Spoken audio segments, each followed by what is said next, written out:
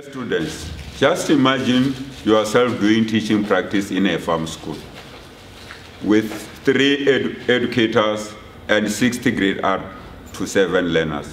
When you get into one of the classrooms, you find that there are 9 grade 4 and grade 8 and 8 grade 5 learners. You are expected to teach 6 subjects to those learners in different grades. You have 2 separate attendance registers to mark every day. How can you teach those learners effectively so that they can achieve high academic performance? Take time to think about such a situation. Think about continuous assessment. Think about written work policy.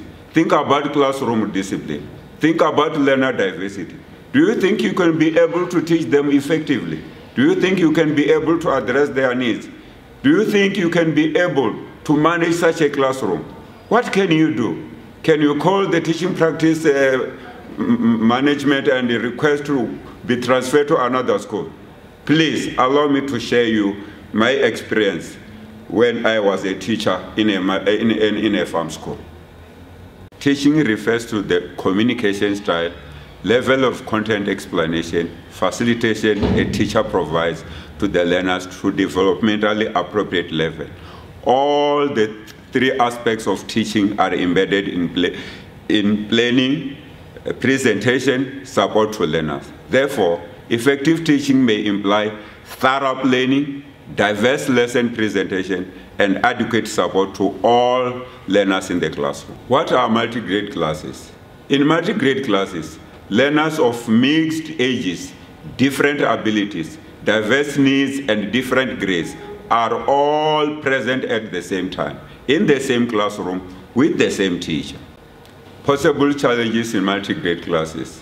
The call for the provision of quality education to all learners by the Department of Education. The curriculum coverage for all the grades. Adherence to departmental and school assessment policies. Execution of multiple roles by the educator. Maintenance of classroom discipline. Lack of support from the parents. Lack of curriculum delivery training to the teachers. The utilization of the resources. There are 7 pillars for effective teaching. The first one, intensive planning and preparation. The choice of the theme and the topics for the week. The setting of SMART goals. Activities should be selected with great care. Time allocation for each activity of the lesson. Choice of relevant teaching and learning resources. And the grouping of learners. These are things that you ought to take into consideration. Second pillar is affective environment.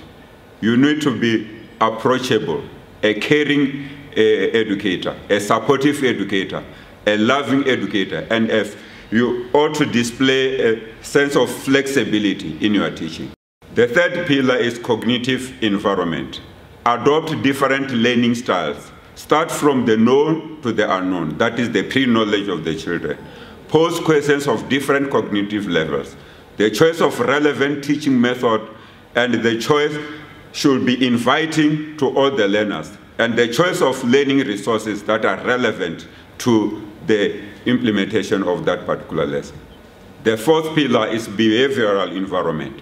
Create reciprocal or mutual learning, that is the learner-centered learning.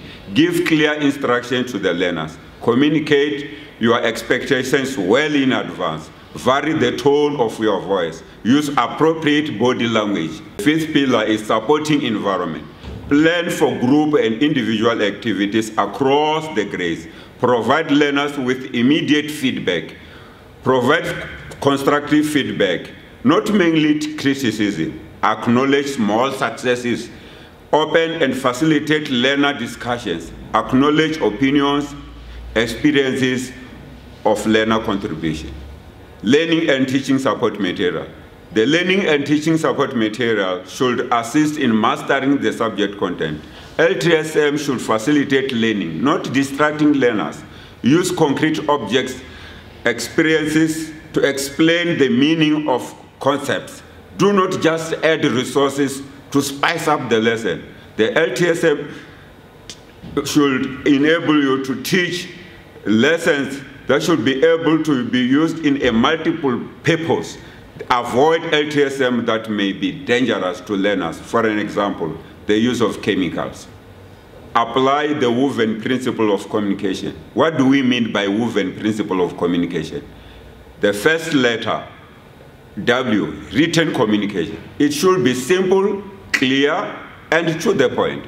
The oral communication. You ought to pay attention to the language aspects such as grammar and pronunciation as you speak and read to the learners. Visual communication. Include pictures, gestures, and in communication and increase the learner's understanding. Electronic communication. Include digital media or sounds into your communication. Non-verbal communication. Make use of body language or facial expressions. Assessment is an integral part of teaching and learning and should include all the levels of learning. The nature of assessment in the foundation phase is guided by the policy requirements and the developmental needs of the young learners. Like all teaching and learning, assessment needs to be inclusive in its approach.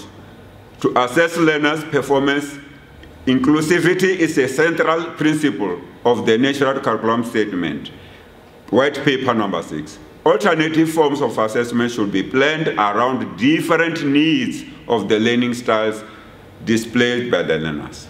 Assessment in multi-grade classes. Use multiple methods to assess each learner learning outcomes. Include both indirect and direct assessment methods. Choose methods that allow the assessment of both strengths and weaknesses. Use established aggregated criteria or standards when developing assessment plans. Different cognitive levels should be included. The language concept may be presented to the learners of both grades, but the learners should be assessed at different levels as they are in different grades. You may assess one grade while presenting the new concept to the other grade. Vary the time for presentation and assessment of each subject every day. Thank you.